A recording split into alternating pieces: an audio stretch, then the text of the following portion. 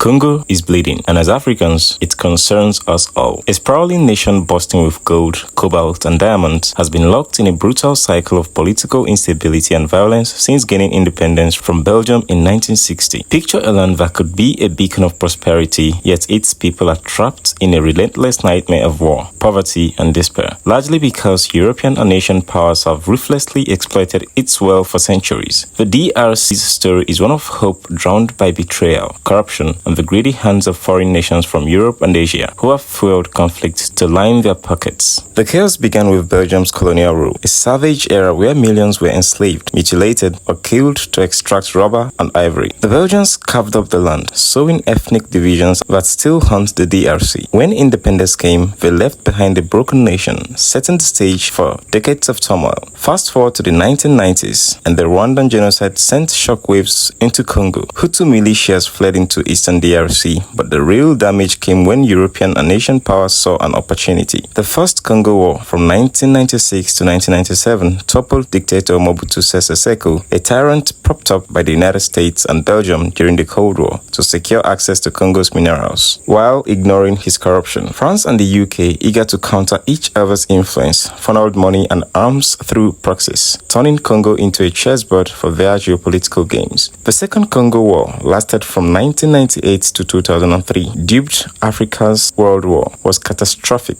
killing up to 6 million through violence, hunger, and disease. European nations like Belgium and France didn't just watch, they profited. Belgian mining companies like the colonial-era firms worked with rebel groups to smuggle gold and diamonds, while France backed the Congolese government to secure its own economic foothold. Asian powers, especially China, entered the fray, signing billion-dollar deals for cobalt and copper, often bribing officials to gain control of mines. Over 120 armed groups fought for resources that power Europe's luxury goods and Asia's tech boom. Coltan for smartphones, cobalt for batteries. The United Nations called it a war of plunder, with European and Asian corporations reaping billions while Congolese civilians starved. Today, Eastern DRC remains a war zone. The M23 rebel group, armed with sophisticated weapons traceable to European suppliers, captured Goma in early 2025, displacing over 500,000 people. Belgium and France, despite public calls for peace, have been accused of indirectly supporting these conflicts by allowing their companies to buy conflict minerals with little oversight. China dominates the cobalt trade, controlling 70% of DRC's mines through deals that enrich Congolese elites but leave workers in slavery-like conditions. The US and Europe, desperate for cobalt to fuel their green energy plans, signed contracts with Kinshasa while ignoring the bloodshed that keeps the prices low. The UN's peacekeeping mission, MONUSCO, funded by Western powers, deploys 10,000 troops but is widely seen as a toothless force, hamstrung by a government that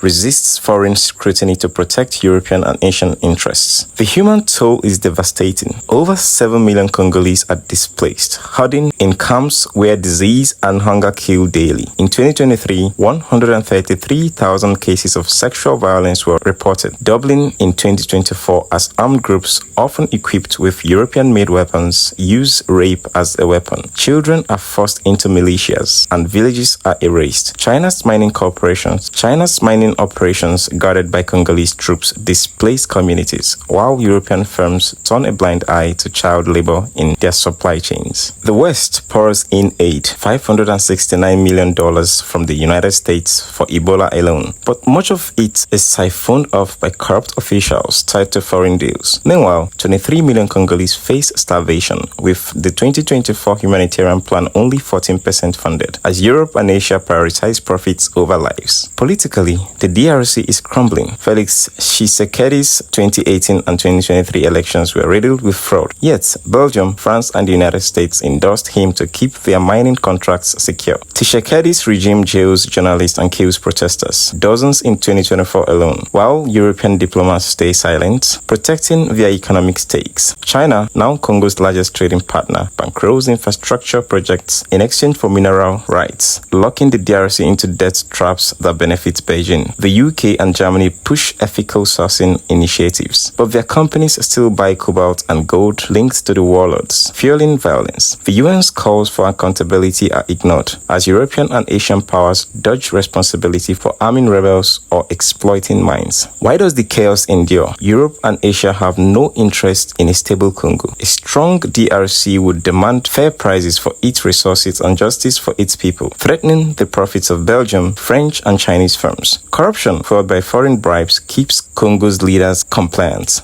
Billions in mineral wealth flow to Europe and Asia, while Congolese starve. The West's sanctions and peacekeeping efforts are a facade, masking their role in a system that thrives on Congo's suffering. Asian powers, particularly China, secure mines through deals that arm the government, while Europe's historical guilt is buried under the new contracts. For the DRC to break free, it needs a government that fights corruption and puts its people first. But the real battle is against the European and Asian powers that profit from chaos. Ending their exploitation, halting shady mining deals, enforcing transparency, and punishing companies that fuel violence is critical. I am Wordsmith Izu. The Congolese people, despite unimaginable pain, cling to a fierce sense of identity, refusing to let their nation collapse. Their strength is inspiring, but without dismantling the grip of Europe and Asia, the DRC will remain a war zone. Its riches a curse orchestrated by foreign greed. Until I come your way again, stay informed, DJ No.